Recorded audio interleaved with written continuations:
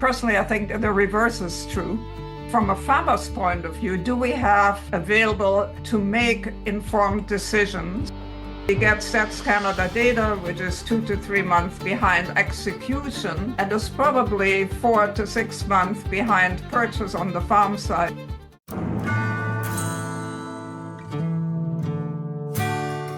Well, I think availability of data has been around for a long time, and there's the general I think misconception that in the day of the internet, we actually have more data than we used to have, or it's much more available than it used to be.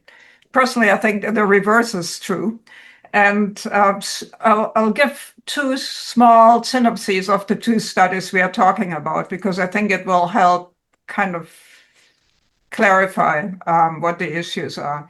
So in 2021, I did a study for the Saskatchewan Commissions and APES, which was called Data Requirements for Transparent Markets. And the objective was very simple: determine which market information would be most useful for growers, determine if it's available, and how would it be best made available. So some very simple things. So we went through all of the available reports. We determined what they're useful for or not, like anything from AFC, Statistics Canada, anything coming from the ports, and then decide if it's available. But for me, the real background behind that was from a farmer's point of view, do we have available to make informed decisions? And within that small setting, within the Canadian setting, does Canada actually what do we want to achieve within the agri-food system? And do we want to maximize exports or not? Do we want to be very nimble?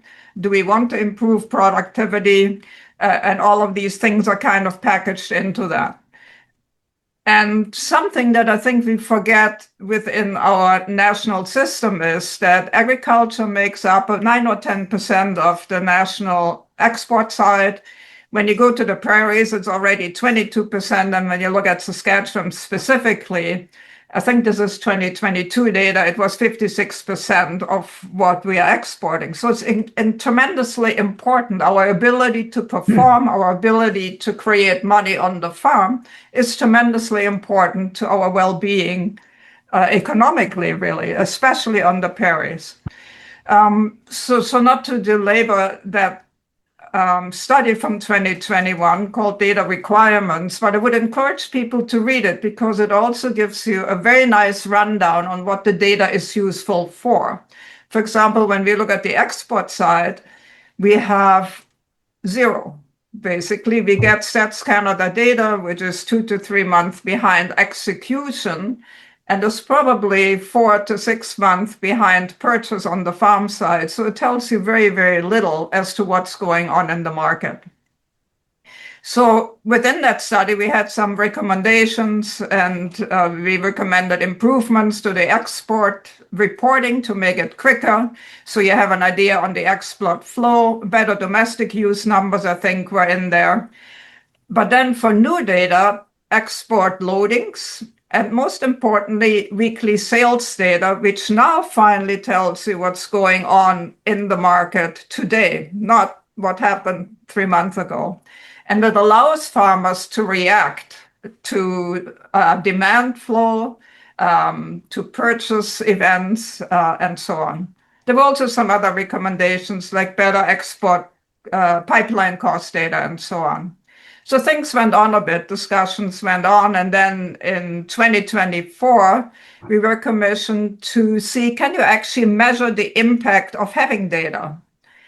And that was a really tricky one, because it's very hard to do when you don't have data. And so we did it actually, it's kind of a lengthy study, and it actually really explores if export data empowers farmers or not. We did literature review, and then we did some economic modeling. And it was difficult to do, because, as I said, without data, it's hard to prove what it will do. So we did a quantitative simulation using US data. which looks at the sales distribution comparison between having data and not having data. And it showed that really a 5% improvement in data availability gave you 5 cents per acre. Very conservative estimate.